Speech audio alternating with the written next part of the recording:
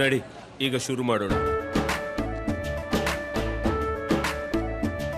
ಕೇಸರಿಯಿಂದ ಮನೋಲ್ಲಾಸ ಮನಸ್ಸು ಮತ್ತೇರಿ ಕುಣಿದಾಡಿದೆ ನೋಡು, ಮನಸ್ಸು ಮತ್ತೇರಿ ಕುಣಿದಾಡಿದೆ ನೋಡು. ಕ್ಷಣ ಕ್ಷಣವೂ ಆಚರಿಸಿ ಕೇಸರಿ ಹಬ್ಬ. ವಿಮಲ್ ಬಾಯಲ್ಲಿ ಹೇಳಿ ಕೇಸರಿ. ಫಲಿತಾಂಶ ಬಂದ ಬಳಿಕವೇ ಅದೆಲ್ಲವೂ ಕೂಡ ಗೊತ್ತಾಗುತ್ತೆ ನಾಗೇಂದ್ರ ಬಾಬು. Yes exactly. ನೋಡಿ, ಇನ್ನೇನು ಕೆಲವೇ ಕ್ಷಣಗಳು ಮತದಾರ ಪ್ರಭುಗಳು ಬರೆದಿರುವಂತ ಹಣೆ ಬರಹ, ಅಭ್ಯರ್ಥಿಗಳ ಭವಿಷ್ಯ ಏನ್ ಆಗತ್ತೆ ನೋಡಿ. ಎಷ್ಟು ಒಂದು 20 ರೌಂಡ್ ಸುತ್ತಿನ ಮತ ಎಣಿಕೆ ಇರುತ್ತೆ, ಒಂದಷ್ಟು ಕೆಲವು ಕಡೆ 16 ಸುತ್ತಿನ ಮತ ಎಣಿಕೆ ಇರುತ್ತೆ. ಒಂದೊಂದು ಹಂತದ ಮತ ಎಣಿಕೆ ಕಂಪ್ಲೀಟ್ ಆಗ್ತಾ ಹೋಗ್ತಂತೆ ಒಂದು ಕ್ಲಿಯರ್ ಪಿಕ್ಚರ್ ಸಿಗ್ತಾ ಹೋಗುತ್ತೆ ನಿಮ್ಗೆ. 8 ಗಂಟೆಯಿಂದ 12 ಗಂಟೆವರೆಗೂ ಕೂಡ ಒಂದು ಟ್ರೆಂಡ್ ಸೆಟ್ ಆಗ್ತಾ ಹೋಗುತ್ತೆ. ಒಬ್ರು ಮುನ್ನಡೆ, ಒಬ್ರು ಹಿನ್ನಡೆ, ಹಾವು ಏಣಿ ಆಟದಂತೆ ಅದು ನಡೀತಾನೆ ಇರುತ್ತೆ.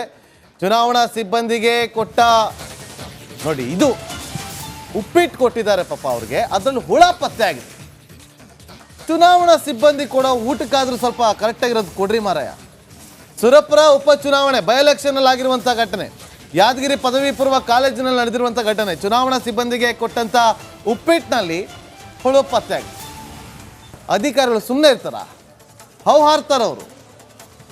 ಸುರಪುರ ಬೈ ಎಲೆಕ್ಷನ್ ಅಲ್ಲಿ ಕೌಂಟಿಂಗ್ ಸೆಂಟರ್ನಲ್ಲಿ ನಡೆದಿರುವಂಥ ಘಟನೆ ಇದು. ತಿನ್ನೋ ಅನ್ನದಲ್ಲಿ ಹುಳ. ನಮಗೆ ಇಡೀ ರಾತ್ರಿನೂ ಇದೇ ಸುದ್ದಿ. ಆ ಬೆಂಗಳೂರು ವಿವಿ ವಿದ್ಯಾರ್ಥಿಗಳು ಪ್ರೊಟೆಸ್ಟ್ ಮಾಡಿದ್ದಾರೆ ಅಲ್ಲಿ. ಈ ಬೆಳಗ್ಗೆ ನೋಡಿದ್ರೆ ಅವರು ಚುನಾವಣಾಧಿಕಾರಿಗಳಿದ್ದಾರೆ, ಅವ್ರಿಗೆ ತಿನ್ನೋ ಉಪ್ಪಿಟ್ಟಲ್ಲಿ ಹುಳ ಪತ್ತೆ ಆಗಿದೆ ಅಂದ್ರೆ ನಾಚಿಕೆ ಆಗಬೇಕು ಅಲ್ಲ. ಅವ್ರು ವೋಟ್ ಕೌಂಟ್ ಮಾಡೋದಾ, ಉಪ್ಪಿಟ್ಟಲ್ಲಿ ಬಂದಿರೋ ಹುಳ ಕೌಂಟ್ ಮಾಡೋದಾ? ಹೌದು, ಅದೇ ಪರಿಸ್ಥಿತಿ ಈಗ ನೋಡಿ.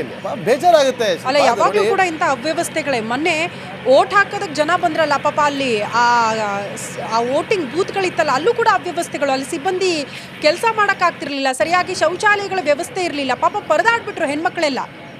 ಮಹಿಳಾ ಸಿಬ್ಬಂದಿಗಳ ಪರದಾಟ ನೋಡಿ ಅಯ್ಯೋ ಅನಿಸ್ಬಿಡ್ತು ನಮಗೆಲ್ಲ. ನೋಡಿ ಅಲ್ಲಿ ಹುಳ ತೋರಿಸ್ತಾವ್ರು. ನೋಡಿ ಅಲ್ಲಿ, ನೋಡಿ ಹುಳ, ನೋಡಿ ಅಲ್ಲಿ ಹುಳ ತೋರಿಸ್ತಾ ಇರೋದು ಹುಳನ ಯಾವ ರೀತಿಯಾಗಿ. ನೋಡಿ, ಇವಾಗ ಇಲ್ಲೇ ಇರ್ತೀರಲ್ಲ, ನೀವು ನೋಡ್ತಿರೋ ರಿಸಲ್ಟ್. ಈಗಾಗಲೇ ಎಂಪಿಗಳು ಸತತ 3 ಬಾರಿ ಗೆದ್ದಿದ್ದಾರೆ. ಅವರಿಗೆ ವಿರೋಧಿ ಅಲೆ ಇದೆ ಅನ್ನುವಂಥ ಮಾಹಿತಿಗಳಿದ್ದಾವೆ. ತಮಗೂ ಕೂಡ ಪ್ರಚಾರದ ವೇಳೆ ಕಂಡು ಬಂದಿತ್ತು. ಅದು ಮತದಾನವಾಗಿ ಪರಿವರ್ತನೆ ಆಗಿದೆ ಅನ್ಸುತ್ತಾ ಸರ್? ನನಗೆ ನೋಡಿ, ನನಗೆ ಏನು ಭರವಸೆ ಇದೆ, ನಮ್ಮ ಪಕ್ಷ ಏನು ಕೆಲಸ ಮಾಡಿದೆ, ಕಾಂಗ್ರೆಸ್ ಪಕ್ಷ, ನಮ್ಮ ಮ್ಯಾನಿಫೆಸ್ಟೋ, ನಮ್ಮ 5 ಗ್ಯಾರಂಟೀಸ್, ಅದು ಖಂಡಿತ ವರ್ಕ್ ಆಗುತ್ತೆ. ನಮ್ಮ ಸರ್ಕಾರ ಬಲ ಮೇಲೆ ನಾವು ಗೆದ್ದೀವಂತ ನನಗೆ ವಿಶ್ವಾಸ ಇದೆ. ಕಾಂಗ್ರೆಸ್ ನಾಯಕರು ತಮ್ಮ ಮೇಲೆ ವಿಶ್ವಾಸ ಇಟ್ಟು ಟಿಕೆಟ್ ಕೊಟ್ಟಿದ್ದಾರೆ, ಅದನ್ನು ಉಳಿಸ್ಕೊಳ್ಳುವಂಥ ಕೆಲಸ ಗೊತ್ತಾಗುತ್ತೆ ಅನ್ನುವಂಥದ್ದು ಖಂಡಿತ ಆಗುತ್ತೆ ಸರ್.